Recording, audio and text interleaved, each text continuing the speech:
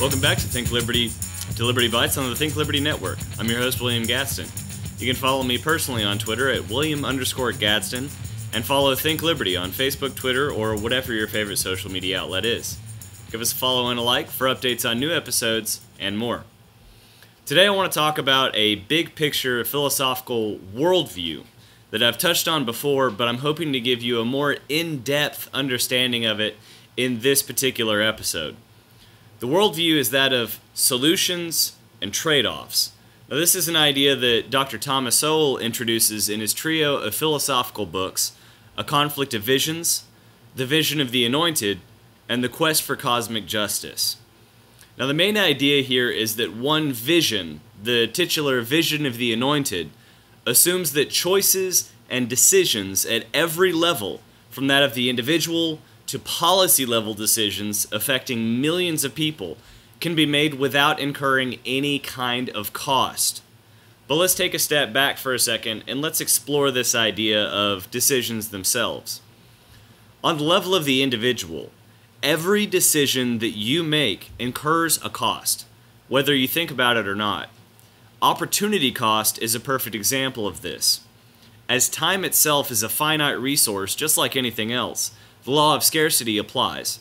Therefore, any time you spend doing one thing is time that you could have spent doing something else. The lost opportunity to do something else is your opportunity cost.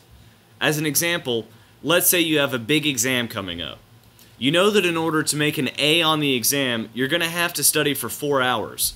And because you procrastinated, it's the night before. You have to study.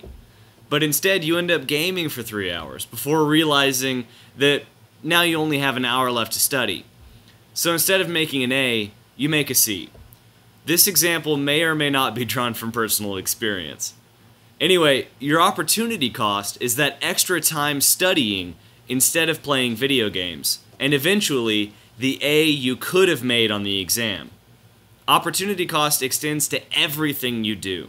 Your job, school, your time with family, the time you spend scrolling through Facebook or Twitter. Dr. Jordan Peterson has another great example of this that he uses, calculating the amount of time his students spend on social media every day. Now, taking that out to how many hours a year and multiplying that by the average hourly income, the time spent on social media alone would be worth about $50,000 in a year per student if that same amount of time was spent working instead of scrolling through social media.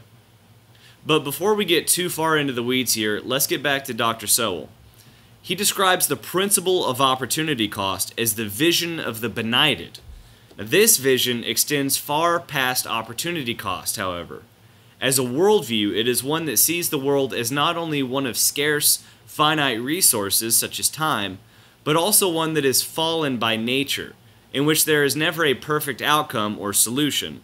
Instead, there are trade-offs for everything, in which those making the decisions are seeking the least imperfect outcome. The vision of the anointed, on the other hand, as I mentioned, is that there are such things as solutions, in other words, perfect decisions incurring no cost, and they can be made by the right people, those with enough intelligence or power or reach or morality. In other words, a group of people that have been anointed by some cosmic force to lead humanity forward. Not surprisingly, those that subscribe to this vision are often those that are already in a position to effect change, for better or for worse. And more often than not, it is worse, especially with this view of the world. Another good point here is that anyone in a position of centralized authority is making these decisions for everyone, regardless of cultural, moral, or ethical ideals that may differ between them and the populace. But how does this apply to you? Well, apart from using the concept of opportunity cost in your own personal life, this also extends to debates concerning policy decisions. For example, if you're having a conversation with someone about economic policy, one might argue that in a free market capitalist system, people are still left out, cast aside, or otherwise still left in dire straits. But of course, the exact same thing could be said for collectivist or even contemporary public welfare and assistance policies. People fall through the cracks, Paperwork is slow, shuffled, and lost. Economic downturns end up devastating those dependent on the government far more than they do those that aren't. Not to mention that the majority of those dependent on the government remain dependent on the government and suffer a net loss as a result.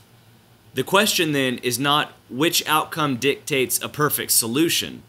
The question is what policy is most efficient and mitigates the numbers of those that are left out in the cold, which brings about a bigger net benefit to the populace overall. It is only after we accept the fact that we live in an imperfect world and can mitigate rather than eliminate the unsavory and outright depressing factors of life, that we can clearly delineate between effective and ineffective policy. Embrace the vision of the benighted. Understand that there are no solutions, only trade-offs. Thanks for joining me, and I hope you'll come back next time to become more liberty-centered with us. I'm William Gadsden with Think Liberty.